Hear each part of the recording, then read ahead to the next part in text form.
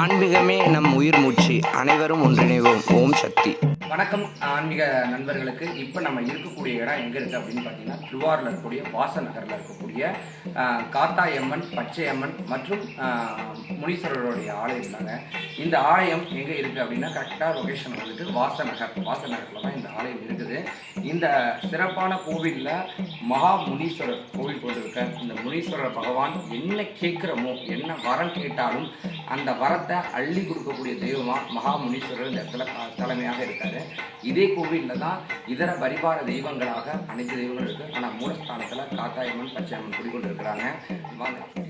இது பெரியநாயகி அம்மன், அருள்மிகு பெரியாச்சின்னு சொல்லக்கூடிய பெரியநாயகி அம்மன். ரொம்ப சக்தி வாய்ந்த துடிப்பான தெய்வம் கூட இவங்க. அக்னி வீரன், சர்வசக்தி படைத்த அக்னி வீர சுவாமி. நம்ம என்ன நினைக்கிறோமோ அதை நிறைவேற்றி கொடுக்கக்கூடிய அக்னி வீரன். அதுக்கப்புறம் மதுர வீர சுவாமியோடைய சன்னிதானம், மிக சக்தி வாய்ந்த மதுர வீர சுவாமி. அதுக்கப்புறம் சங்கிலி வீர சுவாமி. இந்த 3 வீரன் சுவாமிகளும் மிக அழகாக நேர்த்தியாக இருக்காங்க. மிக சக்தி வாய்ந்த தெய்வமாக மகா முனீஸ்வரர் மிக பிரம்மாண்டமான ரூபத்தோடு மகா முனீஸ்வரர் அருள்பாவித்து வரக்கூடிய ஒரு அற்புதமான திருக்கோவில். இந்த திருக்கோவிலுக்கு ஒரு முறை வந்து நம்மளுடைய கோரிக்கைகளை ஒப்படைச்சிட்டோம்னாலே நம்மளுடைய கோரிக்கைகள் அனைத்துமே நிறைவேறுங்க. அந்த அளவுக்கு ஒரு பவர்ஃபுல்லான தெய்வம்னு சொல்லலாம், நம்ம துஷ்டமான தெய்வம்னு சொல்லலாம்.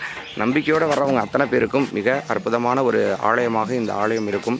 இந்த ஆலயத்தில் இருக்கக்கூடிய முனீஸ்வரரை பார்க்கவே மிக பிரம்மாண்டமாகவும் பயமாகவும் இருக்குது. நாங்கள் வந்திருக்க நேரம் ஒரு உச்சியுரிமக்கூடிய நேரமாக இருக்கிறதுனால இந்த வீடியோ கரெக்டாக ஒரு மணி அளவில் தான் ஷூட் பண்ணுறோம். ஆனால் அந்த இடத்துல ஒரு டவுனுக்குள்ளே இருக்கக்கூடிய ஒரு இடம், ஒரு மிகப்பெரிய திருவாரூரில் உங்களுக்கு தெரியும், ஒரு வளர்ந்த ஒரு இடத்துல இருக்கக்கூடிய ஒரு கோவில். ஆனால் ஒரு காடு மாதிரியான அமைப்பில் ரொம்ப ஒரு வீடுகள் கிட்டக்க இருந்தாலும் ஒரு தனிமையாக இருக்கக்கூடிய ஒரு கோவிலாக இந்த கோவில் இருக்குது. இந்த கோவிலுக்கு நிறைய பேருக்கு குலதெய்வமாக இருக்கிறது. நிறைய பேருக்கு குலதெய்வமாக இருந்தாலும் இது ஒரு பராமரிப்பு இல்லாத ஒரு திருக்கோயிலாக மட்டும்தான் இருக்குது. இந்த திருக்கோயிலுக்கு நீங்கள் வந்து எந்த அளவுக்கு இங்கே இருக்கக்கூடிய சுவாமியை கையெடுத்து கும்பிட்றீங்களோ அந்த அளவுக்கு உங்களுக்கு நல்ல பலன்கள் கண்டிப்பாக கிடைக்கும்.